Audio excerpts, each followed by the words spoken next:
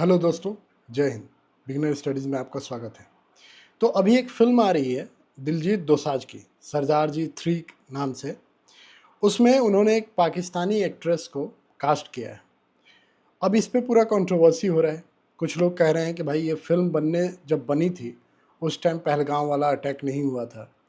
इस फ़िल्म पे इतना खर्चा हो चुका है, उसमें दिलजीत दोसांझ की क्या गलती है? दिलजीत दोसांझ भी इसको जस्टिफ़ाई कर रहे हैं कि भाई जो अटैक हुआ है उससे पहले हमने इस फ़िल्म की शूटिंग कंप्लीट कर ली थी। मुझे एक बात आज तक समझ में नहीं आई कि इतने बड़े 150 करोड़ के देश में आपको एक एक्टर ऐसा नहीं मिलता जिसको आप अपनी फ़िल्मों में ले सको। सिंपल एक एक्टर ऐसा कोई बॉलीवुड में आपको नहीं मिलता जो आपको इंडिया में मिल जाए। चलो इंडिया को छोड़ देते हैं, हॉलीवुड इतनी बड़ी इंडस्ट्री है कि आपको हॉली अगर हीरोइन ही चाहिए, आपको लड़की ही चाहिए तो आप हॉलीवुड से उठाओ ना भाई, अगर आपकी फ़िल्म का इतना बजट है तो। पाकिस्तानी एक्ट्रेस ही क्यों हमेशा इंडियन फ़िल्मों में काम करती हैं? हमारे यहाँ मुंबई में उससे ज़्यादा क्यूट और उससे ज़्यादा सुंदर, उससे ज़्यादा टैलेंटेड लड़कियाँ मुंबई में कितनी पड़ी हुई हैं। क्यों नहीं आप नई लड़कियों को चांस देते हो? आप इतने बड़े स्टार हो, आप किसी को भी अपनी फ़िल्म में ले लोगे तो वो चलेगा, लोग उसको देखेंगे। लेकिन आप जो ये नैरेटिव लेके चलते हो कि पाकिस्तान के एक्टर तो एक्टर हैं, तो जो हमारे जवान हैं, अगर वो भी ये सोच लें कि चलो ठीक है, हम अकेले थोड़ी रिस्पॉन्सिबल हैं, और भी तो लोग हैं, वो अपनी-अपनी रिस्पॉन्सिबिलिटी देखें। क्रिकेटर्स कहते हैं कि नहीं भाई पाकिस्तान के साथ क्रिकेट होना चाहिए। बॉलीवुड वाले कहते हैं कि नहीं पाकिस्तानी एक्टर्स के साथ हमें काम करना चाहिए। जो सिंगर हैं, जो उनके प्रोड्यूसर हैं, वो कहते हैं कि नहीं पाकिस्तानी सिंगर्स का गाना आना चाहिए। यही सलमान खान ने अपनी फ़िल्म में अरिजीत सिंह का गाया हुआ गाना अपनी ईगो में आकर के रिलीज़ नहीं किया था, और उसी को एक पाकिस्तानी सिंगर से उन्होंने उसी गाने को दोबारा से गवाया और उसको फिर अपनी फ़िल्म में लिया। और पैसा ये कमाएँगे इंडिया से, और गाना जो होगा वो पाकिस्तान का सिंगर गाएगा, एक्टिंग पाकिस्तान का एक्टर करेगा। तो फिर इंडिया वाले इतने बेवकूफ़ थोड़ी हैं कि आपकी 1000-2000 की टिकट लेकर के और आप लोगों को फिर से करोड़पति बनाएँ। जो एक्टर यहाँ से पैसा कमा के पाकिस्तान जाते हैं, वो पाकिस्तान में टैक्स देते हैं, और उसी टैक्स को पाकिस्तान की जो गवर्नमेंट है, जो वहाँ की मिलिट्री है, वो भारत के खिलाफ यूज़ करती है। पाकिस्तान में अगर 10 रुपया भी भारत का जा रहा है उसकी गवर्नमेंट के पास, ठीक है, तो वो कहाँ पे यूज होगा ये सबको पता है। किसी भी बेवकूफ़ आदमी को राह चलते खड़ा करके पूछ लो, वो भी बता देगा कि भाई पाकिस्तान में तो टेररिस्ट को देंगे पैसे और वो टेररिस्ट हमारे यहाँ आकर के मासूम लोगों को मारेंगे। ये जो पहलगाम में लोग मारे गए हैं, इनमें से बहुत सारे लोग ऐसे होंगे जो इस बात का समर्थन करते होंगे कि नहीं भाई क्रिकेट अपनी जगह पे है, ये राजनीति अपनी जगह पे है, बॉलीवुड अपनी जगह पे है। यार एंटरटेनमेंट में बॉलीवुड में ऐसा नहीं करना चाहिए, कोई दिक्कत नहीं है, सबको ये करना। बॉलीवुड क्या मतलब इंडिया से बाहर आता है? बॉलीवुड के रूल्स रेगुलेशंस क्या इंडिया के बाहर के चलते हैं? मुझे ये बात आज तक समझ में नहीं आई कि इन लोगों को, चाहे आमिर खान हो, शाहरुख खान हो, सलमान खान हो, चाहे ये जब दिलजीत दोसांझ हो, इन लोगों को कोई एक्टर नहीं मिलता। फवाद खान, करण जौहर ने एक फिल्म बनाई थी ए दिल है मुश्किल, उसी टाइम में उरी का अटैक हुआ था, और फिर ये नाटक शुरू हुआ कि सर हमने तो पहले ये बना लिया था, ये कर लिया था, फिल्म हमारी पहले बन गई थी। लिया ही क्यों भाई? तुझे और कोई नहीं मिला? तुझे मिल सकता था ना और लोग। इंडिया में एक्टर्स की कमी है क्या? नहीं है तो बॉलीवुड से नहीं मिल रहा है तो हॉलीवुड से उठा के ला।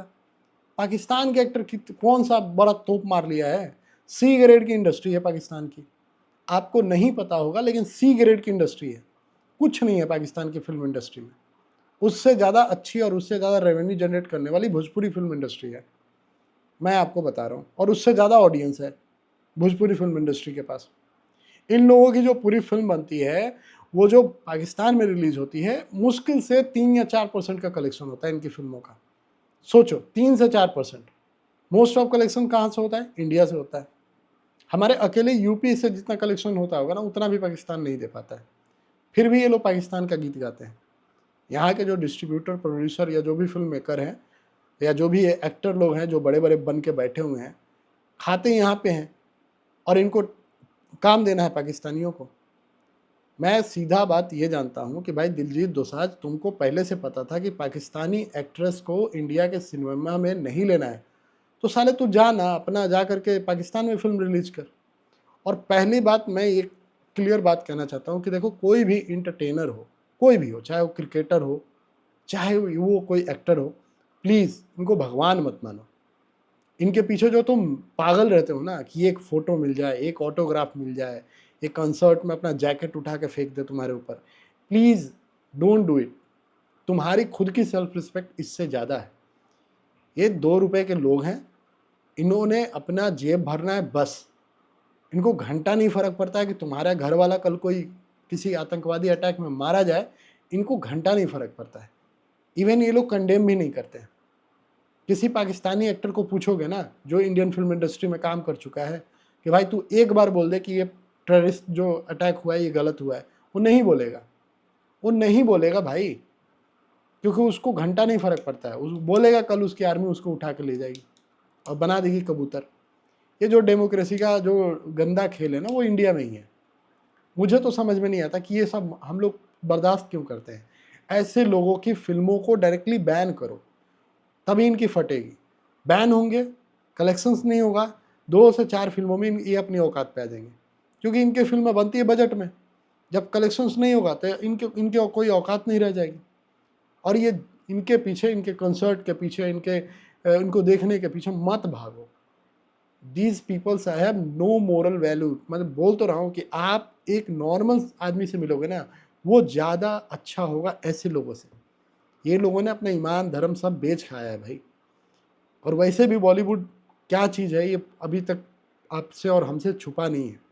बॉलीवुड वाले सुशांत सिंह राजपूत के केस के बाद एक्सपोज हो चुके हैं, बुरी तरह से एक्सपोज हो चुके हैं। और अभी उनका ये हाल है ना कि पूछो मत। और दिलजीत दोसांझ का कोई भी समर्थन करे या कुछ भी करे, मैं ये कहूँगा कि इस फिल्म को इतना ज़्यादा बॉयकॉट करो, इतना ज़्यादा बॉयकॉट करो कि इसको कोई ना देखे। ऐसे लोगों को बिल्कुल ये सबक मिलना चाहिए।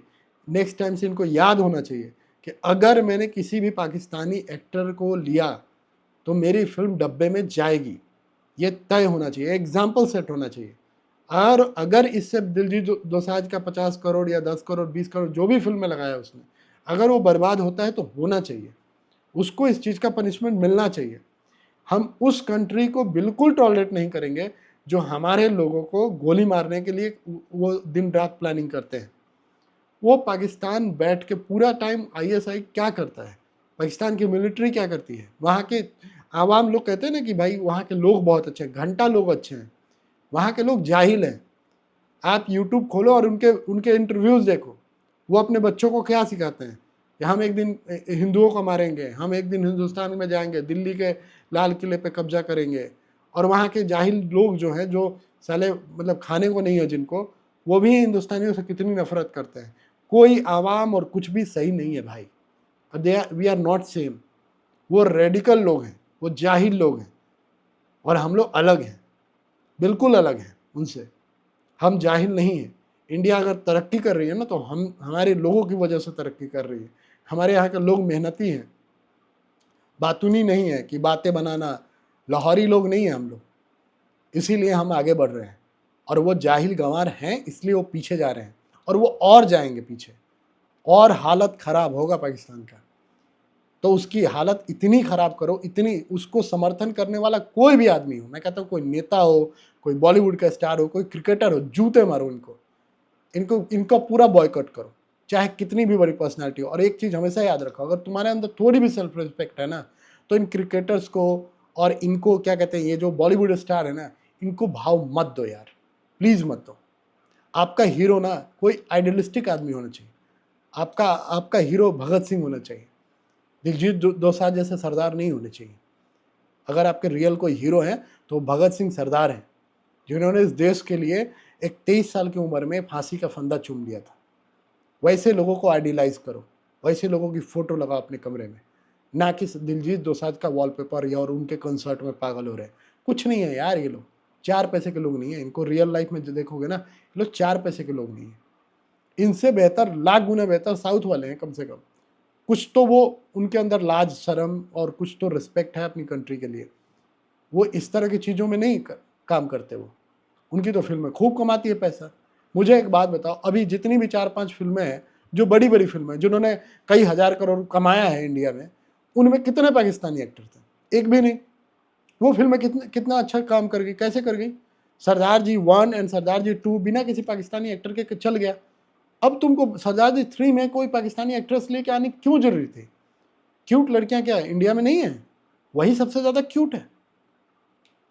तो क्यूट है तो क्यूटनेस की कीमत यही होती है कि तुम्हारी फिल्म जाएगी डब्बे में, और ऐसे लोगों की फिल्म जानी चाहिए डब्बे में। प्लीज इसको फैलाओ और इस ऐसे लोगों को सबक सिखाओ कि दिलजीत दोसांझ को ये पता चले कि बेटा तुम इंडिया में रहते हो, और तुमको इंडिया में अगर हम लोग इतना प्यार दे के तुमको एक साधारण आदमी से एक सुपरस्टार बना सकते हैं तुम्हारे गाने सुन सुन के, तो तुमको तुम्हारी औकात पे भी ला सकते हैं।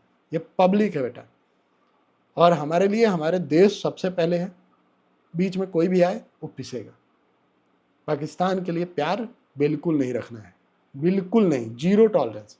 पाकिस्तान के एक्टर हो, एक्ट्रेस हो, क्रिकेटर हो, कुत्ता बिल्ली कुछ भी हो, उसको हम लोग टॉलरेट नहीं करेंगे।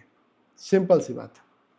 मुझे लगता है कि मेरी बात आप लोगों को समझ में आएगी। तो इसी के साथ जय हिंद।